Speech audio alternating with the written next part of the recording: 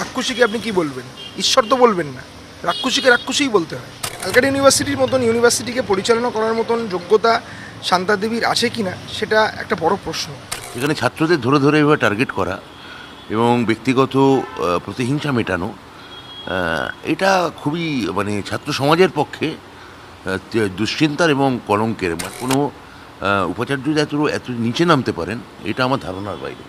আমি মানি যে ময়ের পুচ্ছ ধরা গায়ে জড়ালেও কাক কাকই থাকে। ছাত্ররা এই কাকেদের ঠক্কর খাচ্ছে, এটাই বলতে পারি। সরকার এবং পার্টি দুটো এক জিনিস নয়, এটা সরকারের বোঝা দরকার। যদি দেখতাম যে পার্টি থেকে ওকে সমালোচনা করা হয়েছে এই ধরনের কুমন্তব্যের জন্য, কোনো সেন্সার তাকে করা হলো না, উপরন্তু শিক্ষামন্ত্রীও আবার কোথায় কোথায় মিডিয়াতে যথেষ্ট মানে আক্রমণাত্মক কথাবার্তা, এবং যেগুলো ওনার মান এই জায়গায় নেমে যাবে আমি এটা ভাবতে পারি না। আর এই মুহূর্তে আরো একটা বড় খবরের দিকে নজর রাখছি। 5 বছরের জন্য টিএমসিপি নেতা অভিরূপ চক্রবর্তীকে সেন্সর করলো কলকাতা বিশ্ববিদ্যালয়।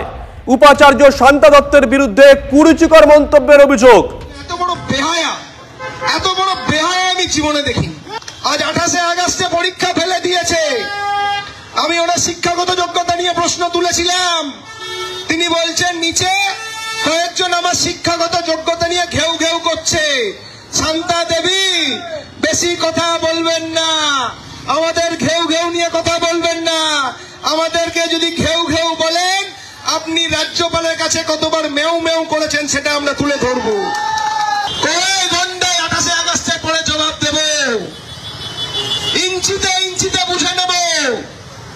আর যারা যারা গেল রব তুলেছিলেন আরজিগড়ের সময় এই কলেজ স্ট্রিটের সামনে, যারা যারা আন্দোলন করে ভেবেছিলেন মমতা বন্দ্যোপাধ্যায়কে পদত্যাগ করাবেন, কাজকলা যারা এই ভিসির দালালি করেছে তাদেরকে গণতান্ত্রিক ভাবে এমন থাপ্পড় মারবে, আগামী দিন উঠে দাঁড়ানোর ক্ষমতা তাদের কলকাতা বিশ্ববিদ্যালয়ে থাকবে না। চ্যালেঞ্জ ছুড়ে দিয়ে বলে যেতে চাই। যদি দেখতাম যে পার্টি থেকে ওকে সমালোচনা করা হয়েছে, পার্টি থেকে ওকে কিছু একটা সাজা দেওয়া হয়েছে, এই ধরনের কুমন্তব্যের জন্য ওকে কিছু বলা হয়েছে, ব্রাত্য বসু বলুন, শিক্ষামন্ত্রী আমাদের তার থেকে বেশি এক্সপেক্ট করব। দিন চলে গেল, কোনো ধরনের সমালোচনা তো এলোই না, কোনো সেন্সার তাকে করা হলো না, উপরন্তু শিক্ষামন্ত্রীও আবার কোথায় কোথায় মিডিয়াতে যথেষ্ট মানে আক্রমণাত্মক কথাবার্তা, এবং যেগুলো ওনার মান এই জায়গায় নেমে যাবে আমি এটা ভাবতে পারি না সে ধরনের কথাবার্তা।